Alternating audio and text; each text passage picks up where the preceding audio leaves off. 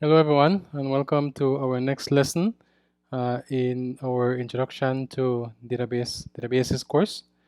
So in this lesson I want us to look at a few additional SQL commands, and I also want us to look at an additional type of join called the self-join. Okay. Alright, so I went ahead and I created this database called week 5. And I assume that you will also create that database to follow along. I also created these tables, lecturer, course, and I populated them with some data. Okay, this is a one-to-many relationship because the ID of the parent table is found in the child table. Okay. So we find that this lecture ID is a foreign key because it references the primary key found in the parent table. All right.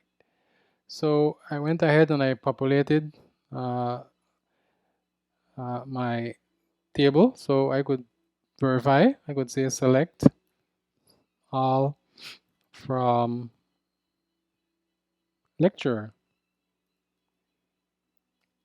Great. And then I could also say select all from course.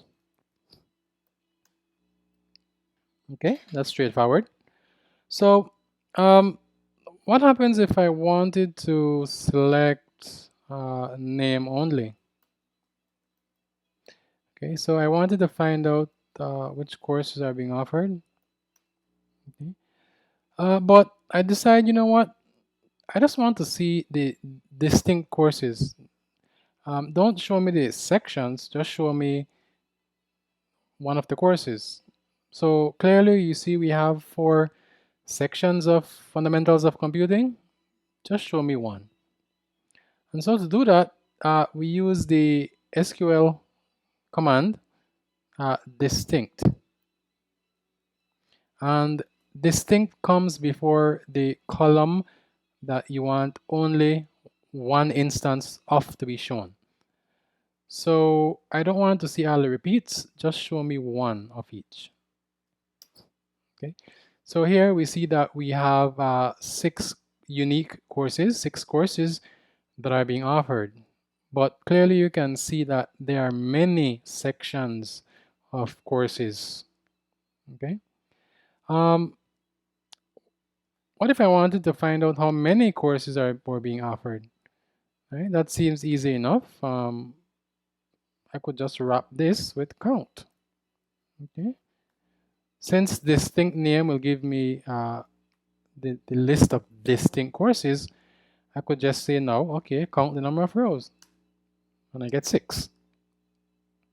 Now, a very common question would be, please tell me how many sections of each course is being offered.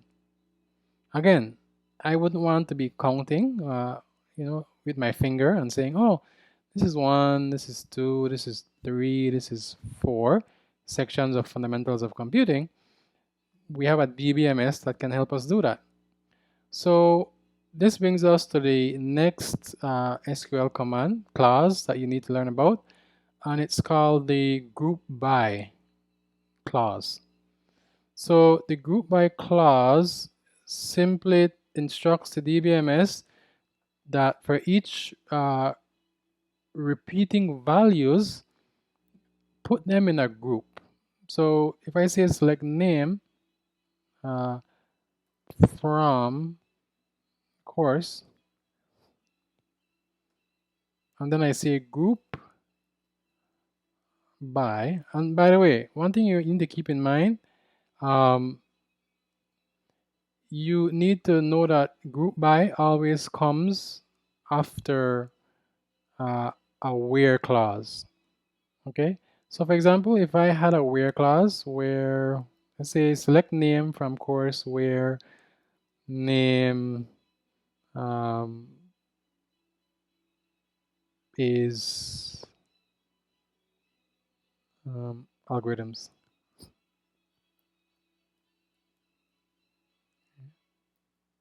Or not just select name, select everything. Oh, okay. What about select everything? Select everything. Okay. Okay. Great. So I want you to notice that there's a pattern. We do the select, then we do the from, then the where comes next. Okay. Now, the same thing applies when we're doing a group by. So I would say select name from course. I don't need a where clause, so I can skip it. So I can say group by. Okay. Now, the group by, assuming I had a where clause, it would be select from where and then group by. That's all I wanted to say. Each one has its place, its order. Okay, so I want to instruct the DBMS to group the courses. So I want you to create subgroups, okay? And I have to tell the DBMS which column or columns to create subgroups for. And so since we only care about the name, I'm telling DBMS, go ahead and create groups, okay? So the DBMS will return to me 6 because we have 6 unique courses, which means we have 6 groups. But by looking at the result, we don't know how many courses are in each group, right? We don't know how many algorithms courses sections there are. We don't know how many introduction to databases there are. But that's easy enough because the DBMS also allows us to use the count function. And so we will say count name.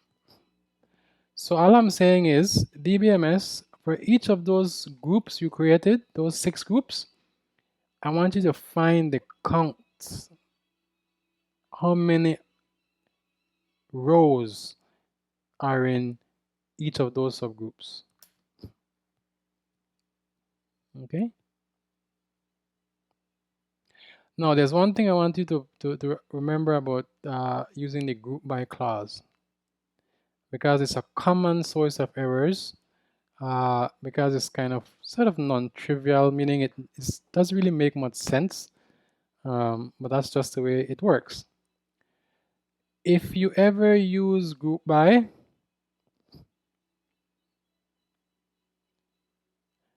you need to look at the group by line and you need to look at the select line.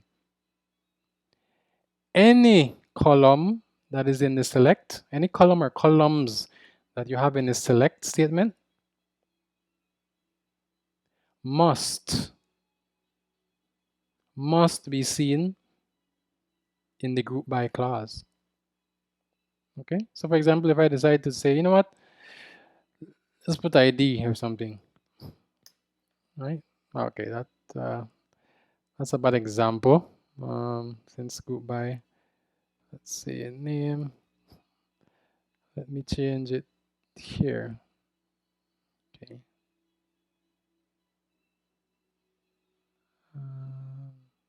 Let's put lecture ID. Okay. Or yeah, let me just make it says lecture ID.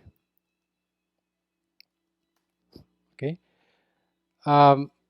So not the error I wanted to show. Let's try this one to see if it gives me the error that you will see a lot. Yes, this is the error. And this is an error you see a lot. Something must appear in the group by clause or be used in an aggregate function. And so what I'm trying to say is, whenever you use the group by clause, all columns that you see in the select, ID, name, must be included in the group by. Well, assuming it makes sense to do so. Obviously, we don't need ID, but I just wanted to show you that if I had ID included, but did not include it in the group by, it would give me this error. Now, there's a second part of this. They must be used in an aggregate function. So, columns that are in select must either be in the group by, or they must be in the select but surrounded by an aggregate function, count. Okay, so the rule is simple. If you're going to have things in the select, you either make sure that they're also in the group by, or they're in an aggregate function. That's it. That's the rule. If your query violates any of those rules, you will get this error message. Okay. All right. So this works. And so now another question might be, how can I find out the courses that have more than 2 sections? So by inspection, we can see that it's Principles of Programming 1 and it's Fundamentals of Computing. But again, we don't want to be doing it by hand. That's why we have computers. So that allows us to introduce the idea of the having clause. Okay, having. So again, each of these SQL commands has their place. You will only ever see having with group by. You cannot have a having clause without a group by clause. So what the having clause does, it instructs the DBMS. DBMS, I want you to look at the groups you have, okay? And I want you to check the condition I am about to write. And what is that condition? Well, I want to know if the names, how many they are, is greater than 2. Now, this won't work, right? Because name is just name. It's a string. I can't check if a string such as algorithms is greater than 2. Makes no sense. But what I can ask, I can tell the DBMS, can you find the count, just like we did earlier? Right? Find the count of each of your groups. And please tell me the groups that have a count greater than 2. So the DBMS will go in its 6 groups, right? 6 groups. And it will, so notice, whatever is displayed to us at the end, that's pretty much the last thing the DBMS does. The DBMS has to deal with all of this stuff first. So the DBMS will say, okay, I know I have to use the course table. Let me find those 6 groups in that course table. And then let me check for each of those 6 groups. I will find the count, how many there are in each of those groups. So Fundamentals of Computing group, that has 6. Principles of Programming 1 group, that has 3. And so now the DBMS will say, okay, let me check which of the groups has a count greater than 2. Okay, and so I will tell the DBMS, can you now tell me, show me their names and show me their count. Okay, so the DBMS will work on this, and then it will finally display the result to me. So I have 2 courses that have more than 2 sections. Okay, now what if I wanted to do a bit of ordering. So let's say I wanted to not have the F followed by the P. Let's say I wanted to have the P followed by the F. So whenever you want to order your results, okay, we use the order by clause. And the order by always comes last. Okay, so it doesn't matter if you do a basic select from query, the order by always comes last. And so you could do a select from where group by having, the order by will come last. Okay, so you basically have to remember how the DBMS works. It will do the from, it will then do any where clause. Okay, so it will do the from, sorry. Let me open another window here just to show you. So it will do the from, and then it will do any where clause if it finds it. And then it will do any group by if it finds it. And then it will do any having if it finds it. And then it will do any order by if it finds it. Okay, and then whatever it gets, it will finally look at the select and say, okay, of everything I found, what does this person want me to display? What from the answer does this person want me to select? And so you could think of this as FW GH OS. This is the way a DBMS evaluates your queries. Okay, of course, in a query, some of these might be missing, and so they're skipped. But this is how, just try to remember this, FWGHOS, from where group by having order by, and finally select. All right, so FWGHOS. Okay, so let's order by name, of course. So after order by, you have to say which column you want to order by, and then you specify which order. So by default, it's ascending, ASC, which is the same thing we saw. So by default, the DBMS will order for us ascending, smallest to biggest, from A to Z. But if I want to say do the opposite, then I have to say descending. Principles of Computing 1, Fundamentals of Computing.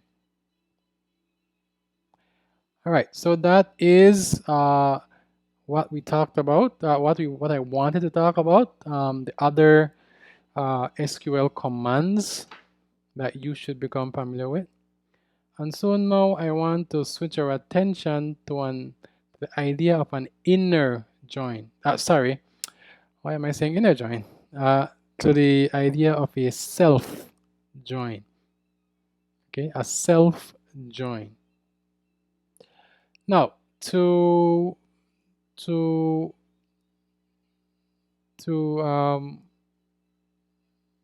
motivate this idea of a self-join, let's do a bit of basic, let's do some simple join. So let's say I want to see lecturers on the courses that they teach.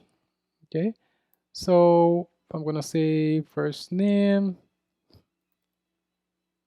Okay, or let me just put this in my file in case I make any errors.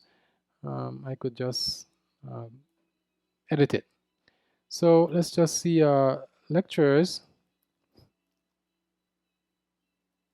and their courses. Okay, so let's say select L dot first name, L dot last name, and let's get the course name. So C, that seems a good name.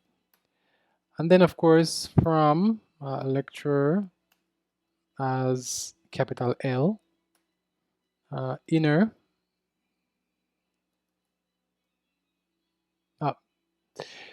inner join. Okay.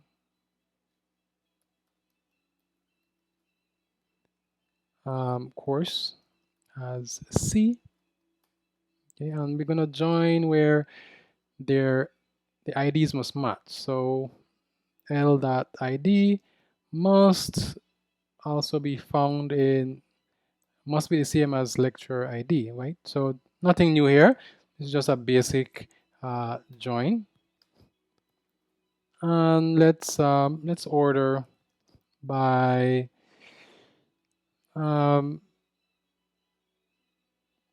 course. Okay, see that name. Okay, so let's see what we get. /I code SQL. Oh, okay, so you seem to have a syntax error. Line 46. Oh, I have 2 semicolons. Okay, let's run this again. Clear my screen. Okay, so notice I have my answers, but notice it's ordering by the name. So A, F, whatever, whatever. Okay, so this is, it will look at algorithms, it will look at fundamentals of computing, and it will say, okay, no problem. And then it will just list the lecturers. Okay, so I have J and whatever. All right. So if I wanted to not order by, I could just remove this. Okay, now let me just copy and paste. Remove the order by, just to show you how it would order, what it would naturally order by. Okay. All right. So notice it's a different ordering in the names. All right. So we get our lecturers and we get the courses that they teach. All right. Great. So what if I wanted to find those lecturers that teach databases? Yeah, it seems that there are about two of them, but again, we don't want to be counting. So let's find the lecturers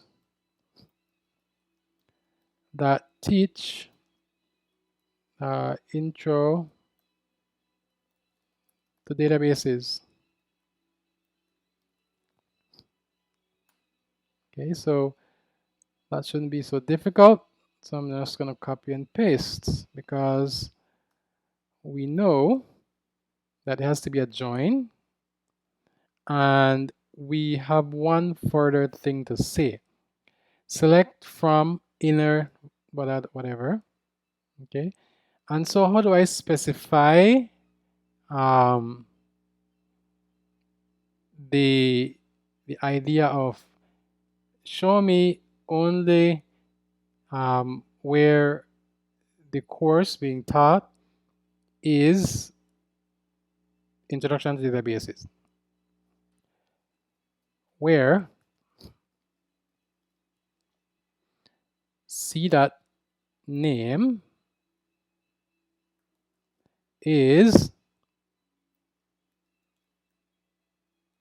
Introduction to Databases.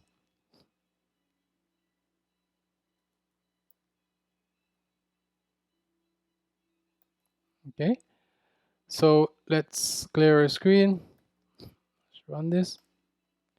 So I have two names. I have Jane Smith and Josh Sullivan, who teach databases. And by inspection, we see that is correct.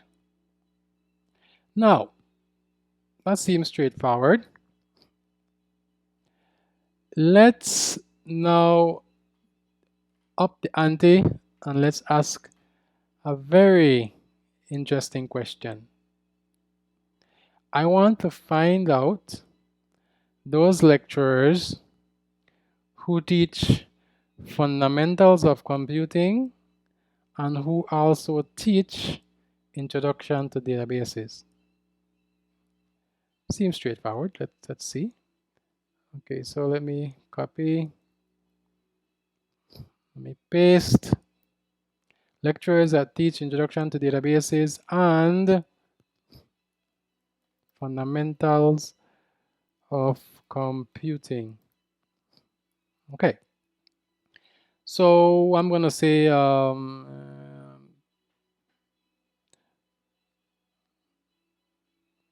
don't even care about. Okay, so I don't even care about the name. Just show me their first and last name. So from lecturer, join, and I'm gonna say and. Okay, and. So where I see that name is Introduction to Databases, and see that name is Fundamentals to Computing. All right. So I should see let's see, Jane Smith, Josh Sullivan, Jane Smith, Josh Sullivan. Yeah, I should see Jane Smith and Josh Sullivan. All right. So let's see. Both of them teach fundamentals and database. We get 0. So it seems the DBMS is not giving us the answer we looked at. Right? This one here was from our previous query, checking for databases. But this is my last query. Show me the names of people who teach Introduction to Database and Fundamentals of Computing. Unfortunately, it's telling me no one, but we know that's not true. We know it's Jane Smith and Josh Sullivan. So why did we not get any results? Well, the reason is because of the way the DBMS does the query. So if you think about it, I am telling the DBMS, okay, DBMS, I want to join these two tables. Okay, join lecturer table, join course table. I think we have that. We have that here, right? So we have it right here. All right. So this is it. DBMS joins them. Great, right here. Right. This is the table where it's joining. Now, I will now ask the DBMS. Okay, DBMS, can you please tell me, give me back all the rows where the name is Introduction to Database. So it looks and it says, okay, which of these columns have database? This one does. Great. This one does. Great. And so the DBMS says, I'm getting there. Good, I'm getting there. And then the DBMS sees and. So now the DBMS has to check. Okay. He wants, or she wants, where the name is database. And at the same time, the name is fundamentals of computing. And so the DBMS will check. This is the row for Josh Sullivan. He has introduction to database. All right. But here, I also have Josh Sullivan, and he has fundamentals of computing. But that's not the way the DBMS evaluates it. The DBMS will simply check and see, oh, okay. You ask for database. Here we go. And now when it sees the and, it comes back to the same column and it says name must also have fundamentals of computing. But now the DBMS is confused. It's saying, but wait a minute, I'm going to look at each row, and the name must be Introduction to Database. And at the same time, the name must be Fundamentals of Computing. But as we know, only one value can be in a row, in a cell, right? Remember, we said that only one value can be in every column cell. One value, one value, one value, one value. So the DBMS will say, well, that's not possible. I can't have a name, I can't have a row where the name is both Introduction to Database and at the same time Fundamentals of Computing. So it tells me there are no such rows. But I could overcome that. And the answer is just to join the table with itself. So in other words, I'm going to tack on another table, another course table right here, which is going to have name. And so the DBMS will now have two name columns to look at. And it will say, okay, Introduction to Database, check. Look at the next column. Fundamentals of Computing, yeah, check. We can take that. Okay, so that's what I mean by a self-join. And so let's look at the process. Okay, let's look at the process. So to do that, I will comment out these queries. Okay, I'll just comment these out so that they don't run. Okay, so they don't run. Okay, so if you notice, if I run this, it will just populate the table. Okay, so none of the queries are running. Okay, so how does a self-join work? Well, let me show you how it works. I'm going to say select. Okay, I'm going to say it C1 dot name, comma C2 dot name, and I'm going to say from course as C1. Okay, and then I'm going to also say course as C2. So what I have done is basically told the DBMS, I want you to join the course table with itself. So the DBMS will go through each row in the course table and join it with itself. Okay. Or let me use a smaller table. Let me use first. Let me use I'll use lecture since that has less it has less rows, so it don't take up as much space. Okay. Lecture first name, lecture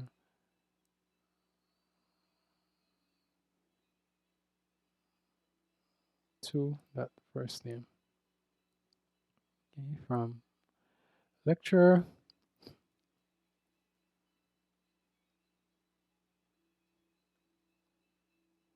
as L1.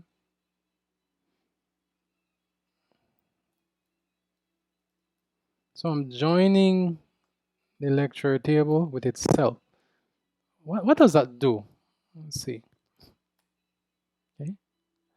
So in essence, let me show you the lecture table. So select from lecture. This lecture only has what, 4 rows. So how is it that we end up with 16? Well, simple. I am joining each row. So I'm taking each row. The DBMS will take each row. And then it will say, okay, Jane,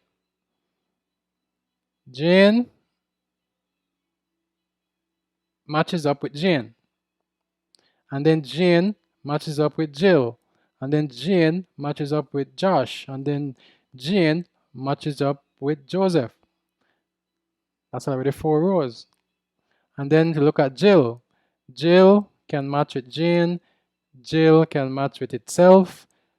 Jill can match with Josh. Jill can match with Joseph. And then it does that. So that's why you get 4 times 4 is 16. So if you notice up here, okay, Jane, Jane, Jane, Jill, and so on. And finally, Joseph, Jane, Joseph, Jill, Joseph, Josh, Joseph, Joseph. So it's just sort of a, what you consider like a cross join, where each row is added to itself and every other row in its own column. All right. Okay. Good. So we have that. And so if I have first name and first name, then I could answer questions and I could say, give me the rows where L1, that first name is Jane, and L2, that first name is Josh. Okay. So because I have these two tables joined with themselves, I can now ask questions about this column, and I can ask questions about this column. And the DBMS, as far as it's concerned, it's like 2 different columns to it. It's like 2 different columns, 2 different tables. Okay, so let's use that idea now. And let's see how we can use that idea of, self-join to see if we can answer the question. So let me grab this. I don't want to start from scratch. Okay. Let's say I want to end up seeing the first name, the last name, and I also want to end up seeing the course. Okay.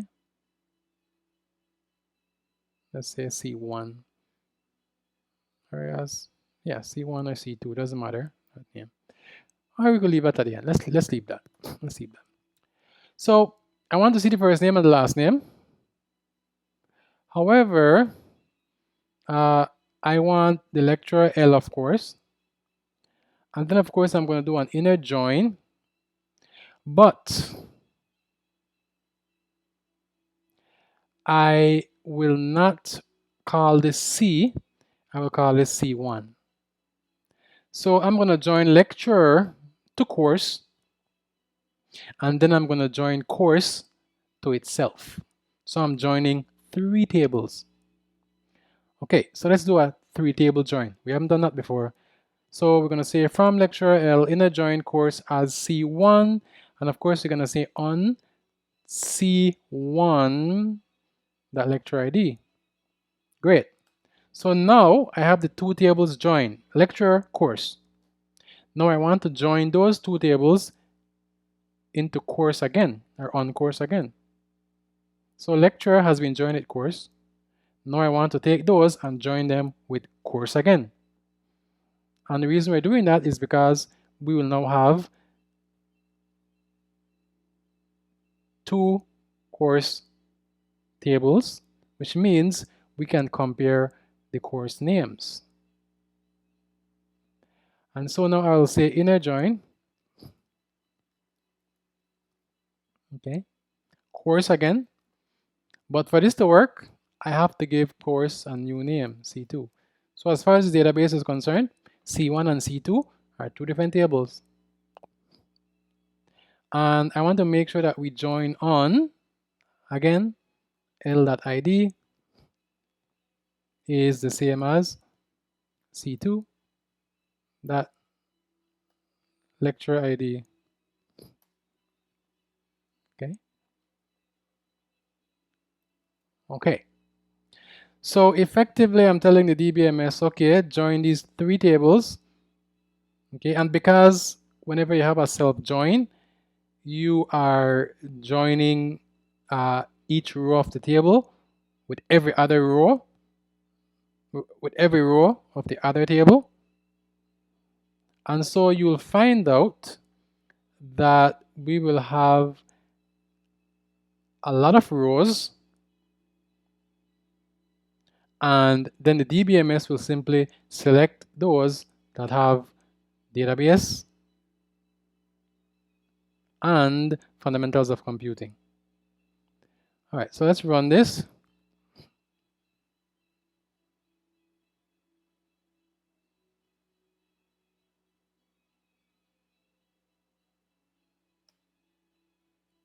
Oops.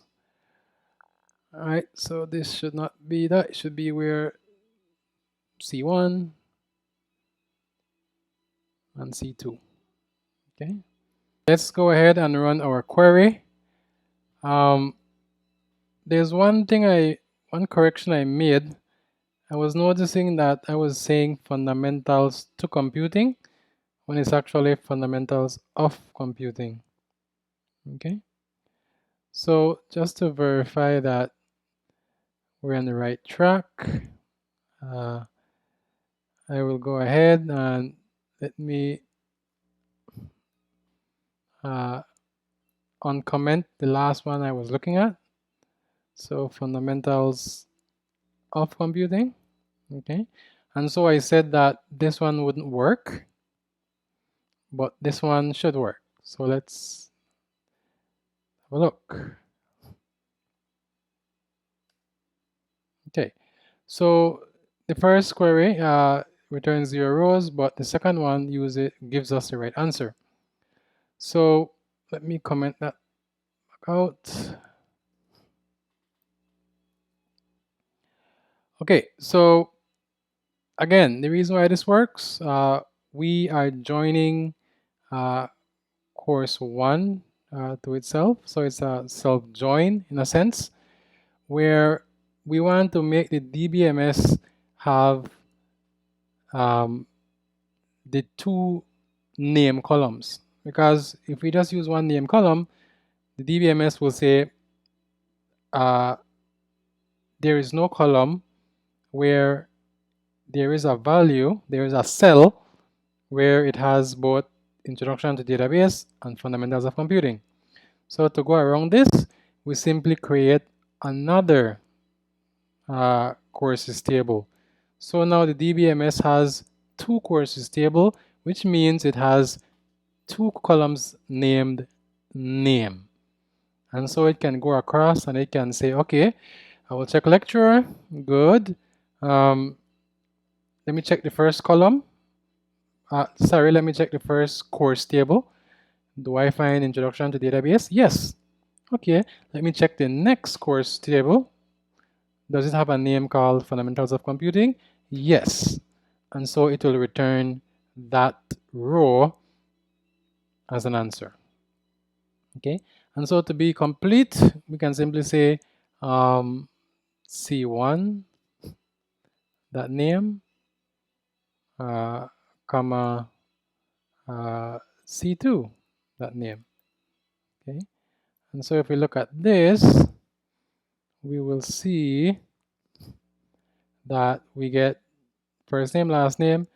This is, it pulled the database from the first, it pulled the introduction to database from the first table, C1, and then it pulled the fundamentals of computing from the C2 table. And since it saw that the name from C1 is what I want, and the name from C2 is what I want, then it knew that that row belonged in my answer.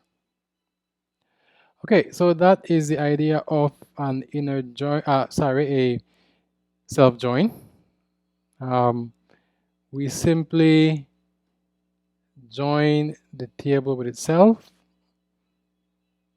All right, or in that sense, you can think of it as you're giving the DBMS 2 copies of the table that you would like to compare against. So lecturer works fine with just 1 lecturer, with 1 course table. But if I need to also read another course table, then I will then join that lecture ID with the next course table. Okay, so if you were to think of it, let me just quickly draw something for you. Hopefully my browser opens up quickly.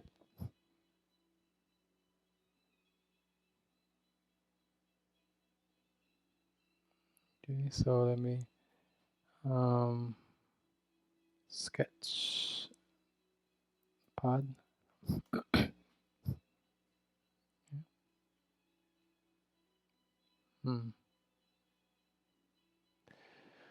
Okay, so one way of thinking about this, if you were to draw, if you wanted to picture it, you could think of the lecturers table, okay? And then you could think of C1 as being here. And then you can think of C2 as being here. And so the DBMS will say, okay, first name, last name, great. IDs must match, of course. So do I have, in this name column, do I have introduction to database? Okay, and then you can think of it as also having a way to access this next one, C2. And so after you check C1, it will check C2. And if it finds introduction to database in C1, and if it finds fundamentals of computing in C2, then it knows that it will put that answer in the result set, which will be returned to us. Okay, so you can think of the answer like this.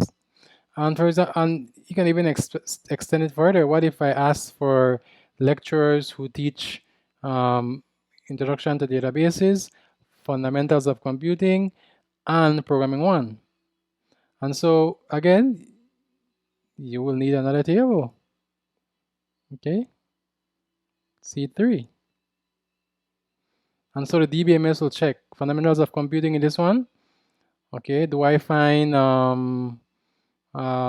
introduction to database, if introduction to database in this one?